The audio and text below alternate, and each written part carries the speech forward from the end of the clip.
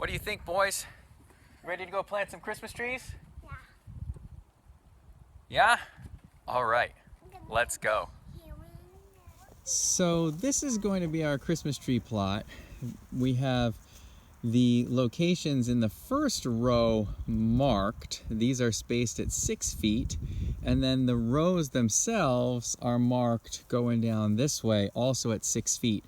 So spacing the trees at 6 foot by 6 foot is a Christmas tree plantation or Christmas tree farm spacing, even though we're just growing some trees here for us for now. So it's really just a family project here to have some fun growing Christmas trees. With the Christmas tree sampler package from the New Hampshire State Forest Nursery, you get 25 seedlings and you get 5 each of 5 different species. So in this case we have balsam fir, Canaan fir, Fraser fir, Douglas fir, and white spruce. So we're going to plant 1 row of each of these trees. They're denoted here based on flagging inside the bag. So once we open the bag, we'll see that and start sorting through it. We're going to start and make our first row white spruce. The second row will be Douglas fir. The third row will be Fraser fir, the fourth Canaan fir, and the fifth balsam fir. So we're going to go in that order. I'm going to leave everything that we're not currently planting in the bag to try and keep the roots as moist as possible so they don't dry out and then kill the seedlings.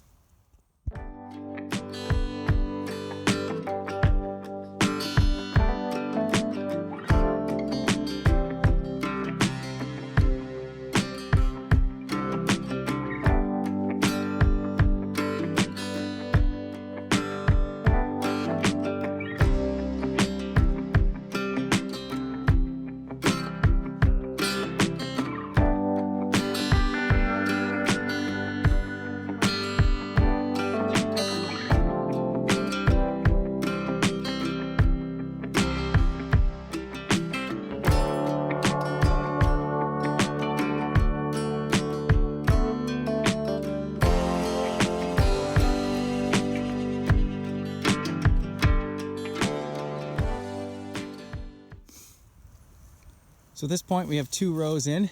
This is the white spruce. This row here is 5 Douglas fir. And again, the next 3 are going to be Fraser, Canaan, and balsam. And just to show you what we're doing, I'm just digging a hole like this. It's about the width and depth here of my spade. That seems to be about deep enough to let the roots on these little seedlings extend and then pack in around.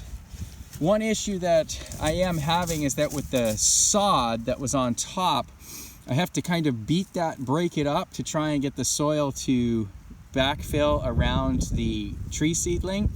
The other issue I've run into is this soil is quite rocky, and in fact you'll see there's a few rocks scattered here, but basically around every hole there's a few rocks left over, and so those are making it hard to dig. They're just impacting or impeding the shovel, but it also, I don't necessarily want to pack those around the roots either, so it's a little bit tricky to backfill some of these. You'll notice the holes are not quite filled up to the original grade, which is a little unfortunate, but I think it'll be all right. It will at least trap some water and direct it to the trees.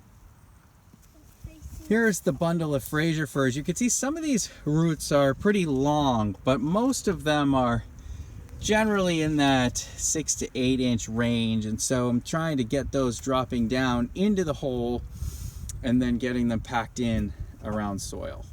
Let's plant the Fraser. This one's got a kind of funny root out the side, but let's set that in there. Let's see.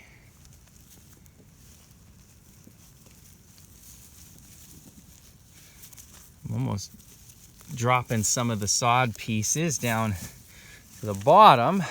Let's pack that in a bit. Oop, tree got a little deep there.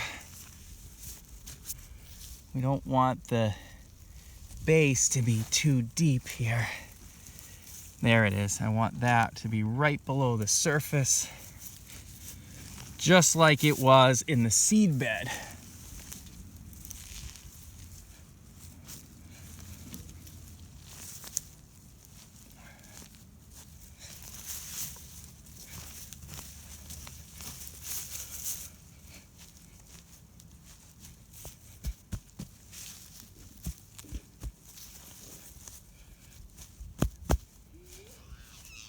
Okay.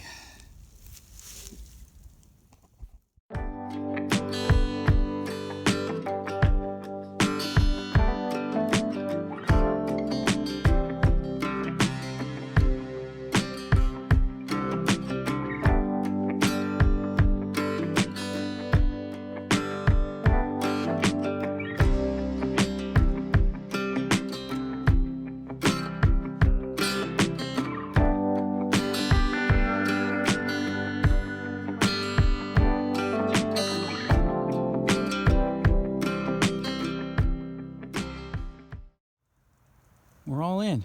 5 rows of 5 trees each. You'll notice there that there's another line of stakes, and that's because I actually have ordered 5 more Christmas tree seedlings from a Christmas tree farm up in northern New Hampshire that are going to be fralsums. So we'll have 5 fralsums along the back here once those are available to be shipped. Frost is just coming out of the ground up north now, so they haven't got those bare root trees out of the ground just yet. Well, that'll be a wrap for the Christmas tree planting here today. We've had a beautiful day today. It's supposed to rain overnight tonight and into tomorrow morning, so hopefully that helps alleviate any shock for these seedlings as they're starting to take in the ground here. And what we'll probably do in the next few days or within a couple weeks is actually put some wood chips around the base of each one of these trees to try to help control the grass. This has been hayfield for many years now. There's well-established grass here, which is all the sod that I was breaking up digging for planting these trees.